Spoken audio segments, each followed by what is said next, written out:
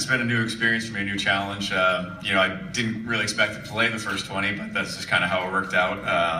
You know, there were some nights where you feel it a little bit, but I think that's just part of the learning process, is learning how to deal with it mentally and physically.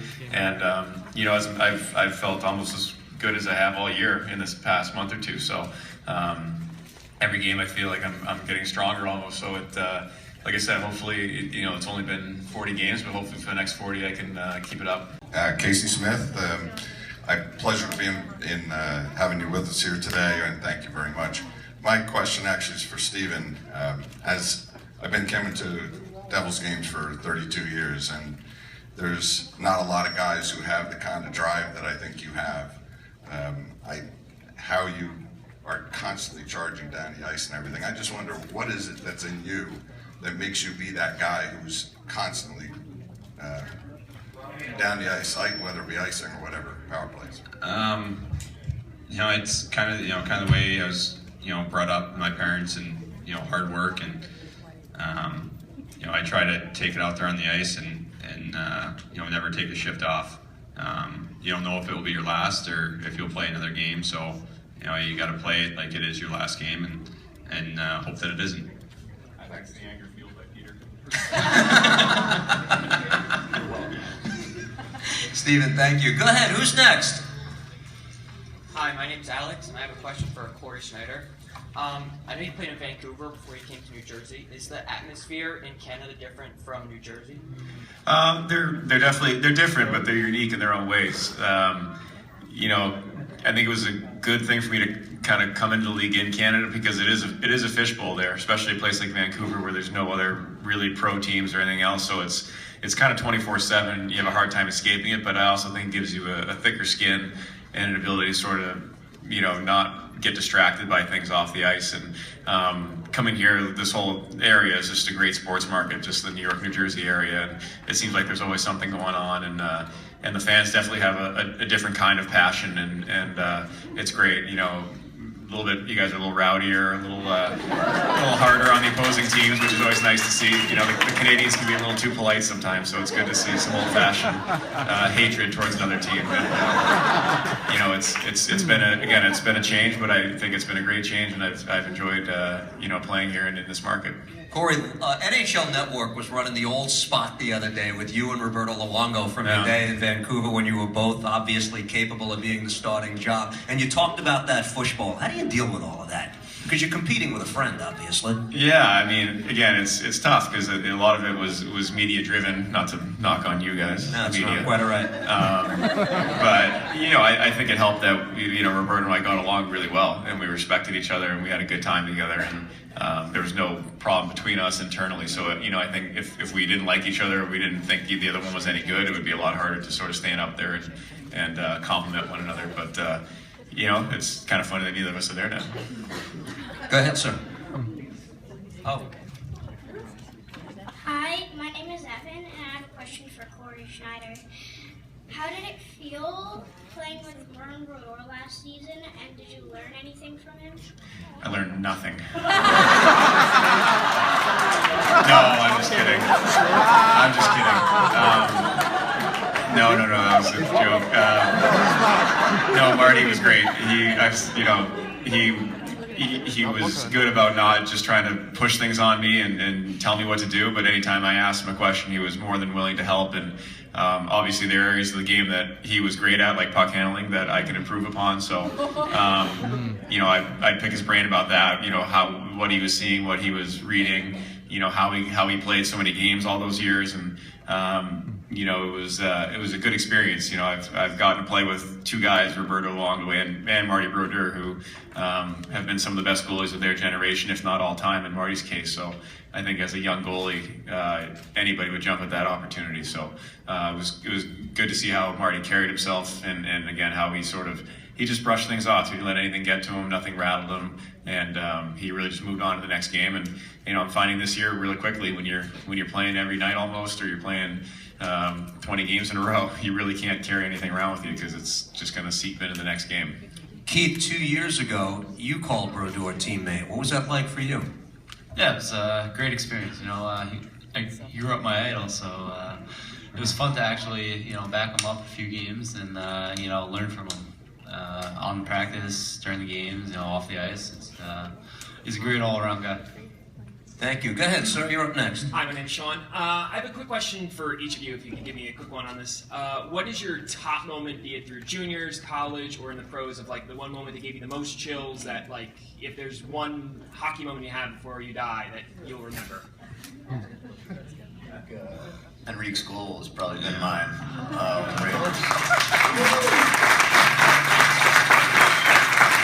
All right, you have to answer this one, Keith. Who is the neatest on the New Jersey Devils?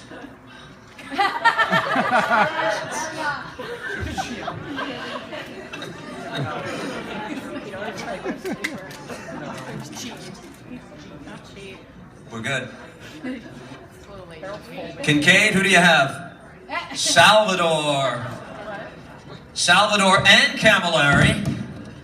Severson and Camilleri, really? How would you guys know this? Okay, there you go. Who is the best dressed on the Devils?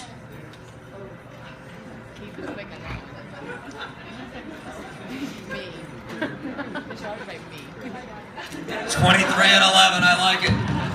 Schneider. 23. That's the second time we've had Josephs into that question, right? Got to find out where he shops. I hope it's not Stockholm. 23 again. It's in Sweden. It is in Sweden? There you go. And Camilleri gets a nice response, too. All right. Who is most likely to run a marathon?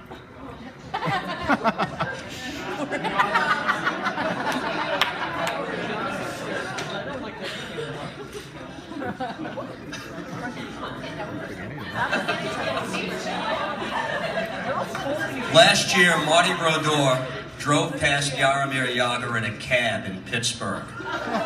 Jagr was standing on the street. Brodeur opens the cab door. Jagr is standing there, and he refuses to get in. He wants to run the 8 miles back to the hotel. So let's see if we have. Who's most likely to run a marathon? 19, Zajac. Not 11. Subi. And Eliash. Very good. Not 11. Not You're right. I don't necessarily have the runner's body. Yeah.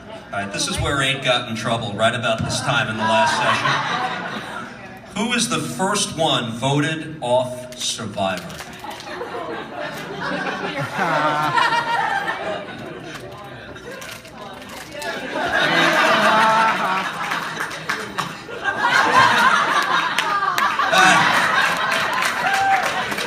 Somebody tweet that, please. All right. We need to know why. That's not good. Okay, there you go. Enough. I'm gonna get in trouble. Who's the? We didn't do this last. Who is the pump-up guy in the locker room? The guy who gets everybody ready to play. That's what you said.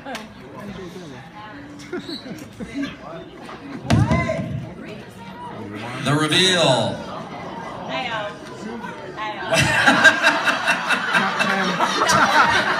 He got you back, Peter.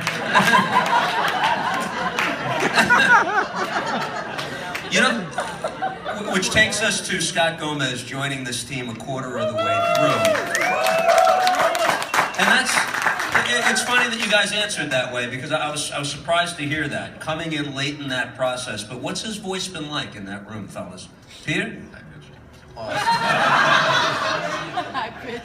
mean, he's been around. He's seen everything. He's played here before, and I think he's kind of a calming influence. I think he's a veteran guy. He knows the game well, and I think guys respect him. So I think anything he says is, I think we take worth its weight in gold. Very good. And I think, he came to camp on a tryout this year, so he didn't know what his future was going to be in the game, and I think he's just come with a lot of energy, because he's just really appreciating being, on a team and in the NHL, and as you can see how much fun he has coming to the rink every day because he's just excited to be here. It's hard to feel like you're part of the team when that happens, I imagine, because you're always like on the periphery but never really in. You don't go on road trips, you're not allowed. But what was that like, kind of welcoming him into the group when technically he wasn't part of it? Steve? It was pretty easy.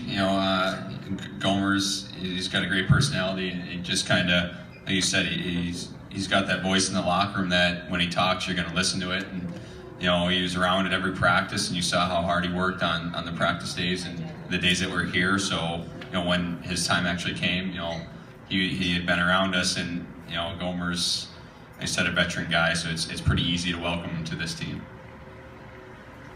Who is the player you don't want to sit next to on the plane when you travel?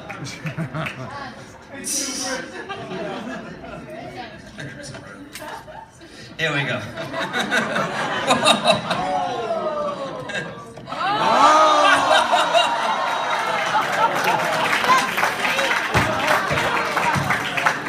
Well, that begs the follow-up because...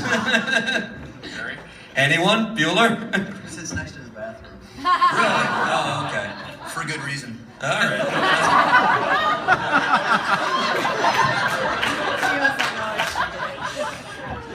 These are the questions Deb Placey doesn't ask. I told you. That's good. Who thinks he's the toughest player on the team?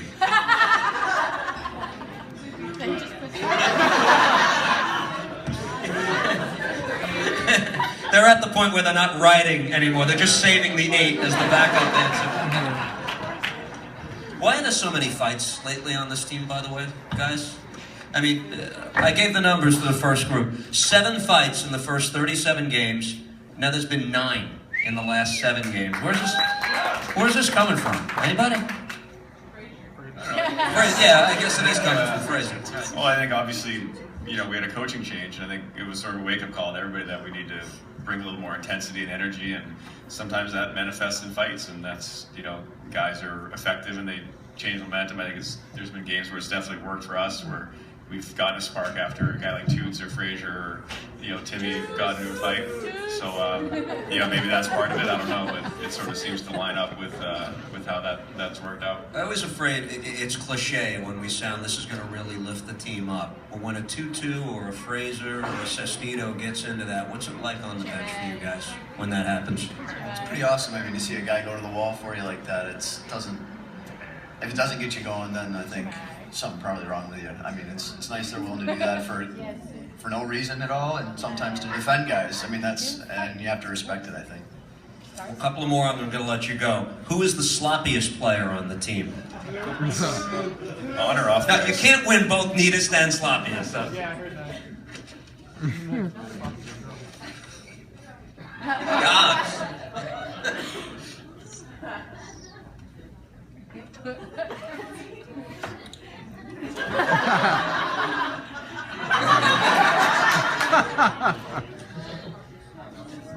Helgeson. And? Dogs. 2 votes for Dogs. Get your nose out.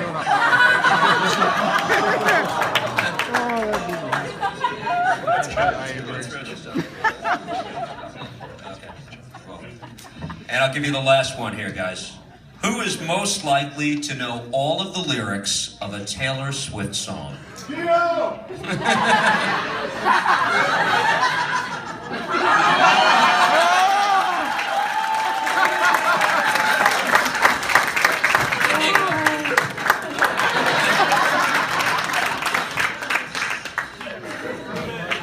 Gentlemen, I'm going to ask you if you could just take one last minute for each of you to sign the placard that's in front of you. That'll be great. We'll give it to one of the fans here, too. That'll be nice. A hand for Keith Kincaid, Peter Harrell, Corey Schneider, and Steven Giacca. No more questions, guys? Your last shot. Here we go.